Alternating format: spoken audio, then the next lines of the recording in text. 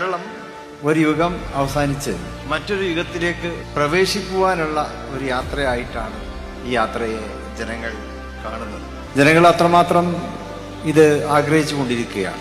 കഴിഞ്ഞ 10 വർഷങ്ങളിലായി എല്ലാ മേഖലയിലും ദുരിതം വിതച്ചുകൊണ്ടുള്ള ഒരു കാലമാണുള്ളത്. ദുരിതമാണ് നമുക്ക് എല്ലാ മേഖലയിലും അനുഭവിക്കേണ്ടി വരുന്നത്. അപ്പൊ ജനങ്ങൾ അതിൽ പൊറുതിമുട്ടി കഴിഞ്ഞിരിക്കുകയാണ്. ആ കാലത്തിൽ നിന്നുള്ള ഒരു മോചനം, അതാണ് ജനങ്ങൾ ആഗ്രഹിക്കുന്നത്. ഒരു വസന്തകാലത്തെ ജനങ്ങൾ വരവേൽക്കാൻ വേണ്ടി കാത്തിരിക്കുന്നു.